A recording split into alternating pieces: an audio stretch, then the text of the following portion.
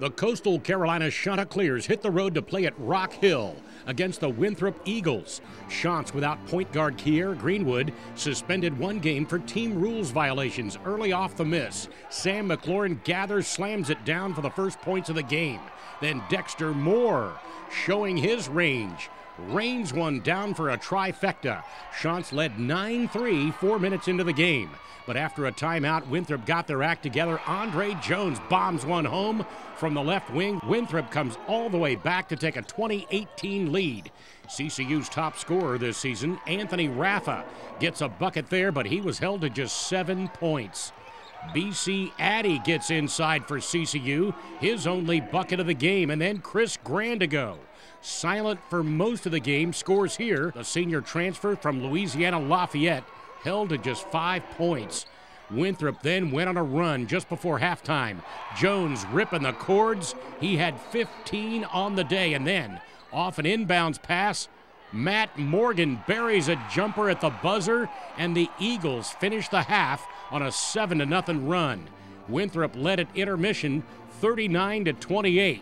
Winthrop continued to dominate in the second half. George Valentine celebrating next Tuesday early with a sweetheart of a jam.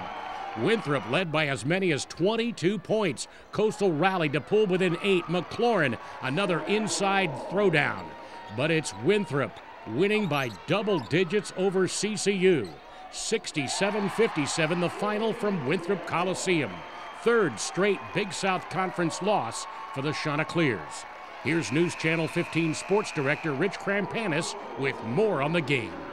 Thanks a lot, Mark. Certainly the Chanticleers were shorthanded on Saturday afternoon against Winthrop. 2 point guards out. Danny Neiman injured with a hip pointer. Kier Greenwood suspended for 1 game for violating team rules. Cliff Ellis says that Greenwood will be back for Tuesday's game against UNC Asheville, but the Chanticleers certainly missed number 55 in a loss to Winthrop. I don't want people to get the wrong impression. He's a good young man that made a mistake.